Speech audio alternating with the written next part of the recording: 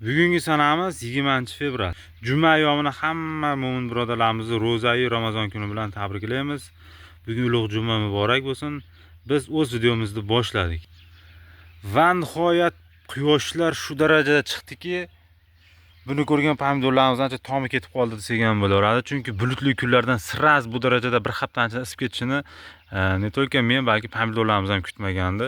Pomidorlarimiz ancha baklarini tashab quyoshga o'rganmaganligi uchun so'liganga o'xshab qoldi.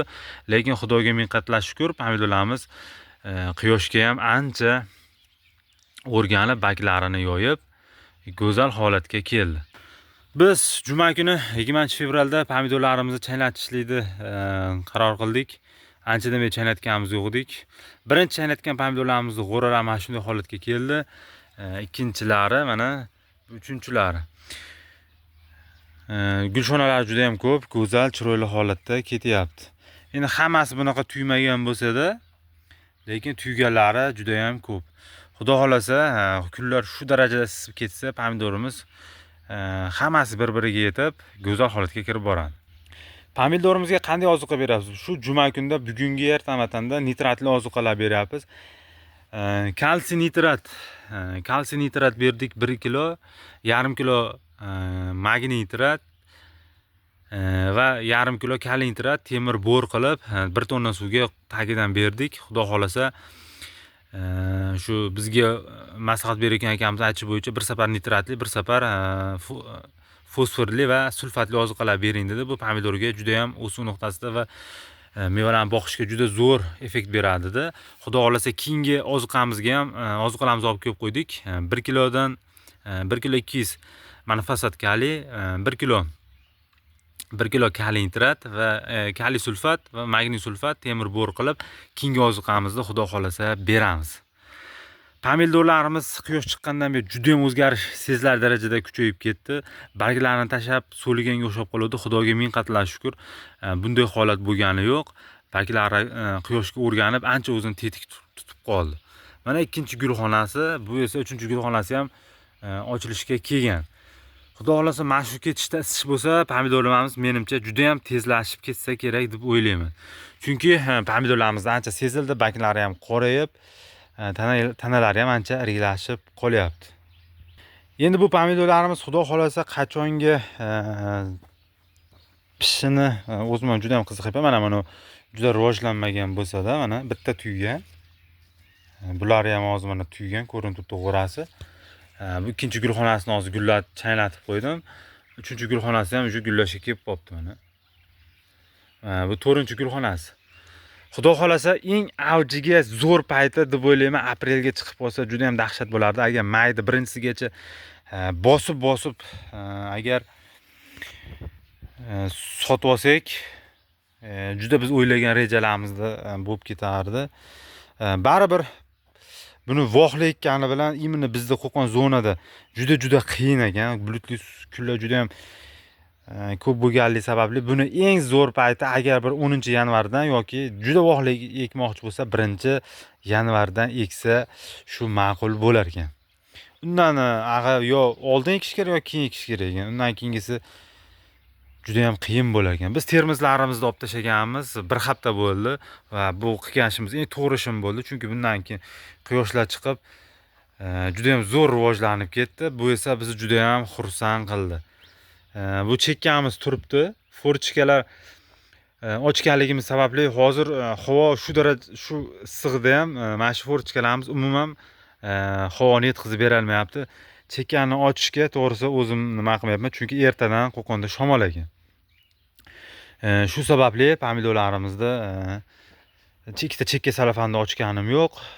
Boricha turibdi. Bu menimcha baribir bugun hozirgi sanamiz 20-fevral bo'lsa ham bu aldamchi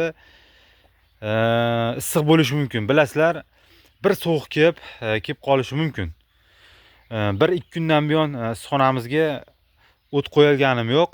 Ma'lum bir sabablarga ko'ra, Xudo xolasa shu sovuqlarga ko'mirni olib qo'ydim. Sekin-asta Xudo xolasa yoqishimiz mumkin.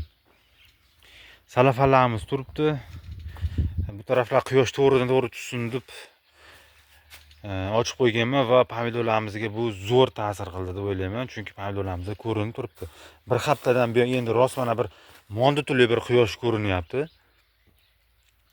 Xudo xolasa mana shu ketishda ketsa edi, qani juda ham tezlashib ketardi. Agar fevralda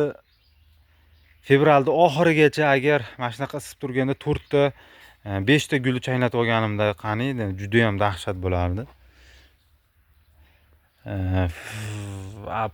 Har bitta ko'chat gul chaylagandan keyin 40 kunda pishadi degan ma'lumot bor. Endi bu konkret to'g'rimi, to'g'ri emasmi bilmayman. Shu dehqonlarimiz aytadi. 40 kunda meva kiradi deb aytadi. Agar shunaqa bo'lsa ham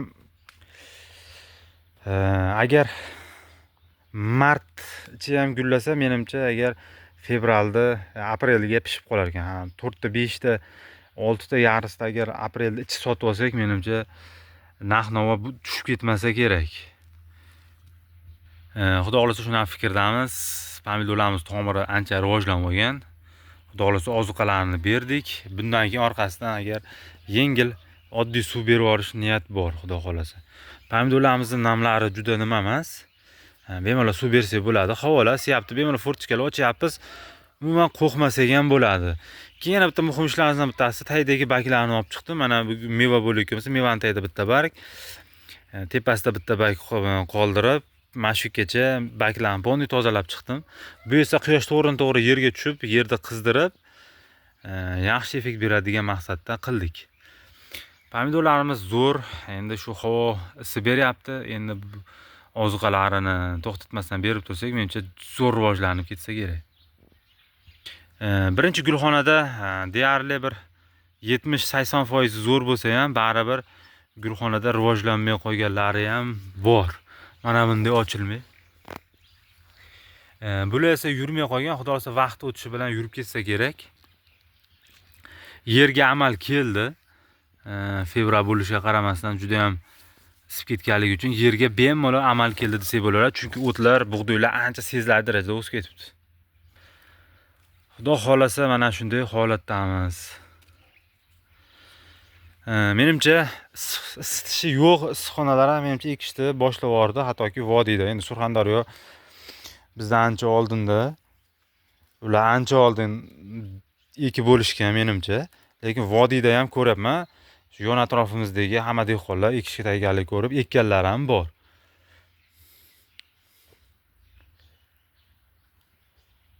Aytib o'tganimizdek, keyingi ozuqamiz sulfatli ozuqa bo'ladi. Xudo xolasa, eng muhim ishlarimiz juda bir katta ishlarni qilganimiz yo'q. Shu sababli bizning kanalimizga kuzatib boring. Keyingi ozuqalarimizni, keyingi videolarimizni qo'yib boramiz. Pomidorlarimiz ancha quyoshga o'rganib, balki so'lishlari ortda qoldi. Bu esa bizni juda ham xursand qildi. Xudo xolasa qilayotgan muhim ishlarimizni qo'yib boramiz. E'tiborlaringiz uchun juda ham katta rahmat.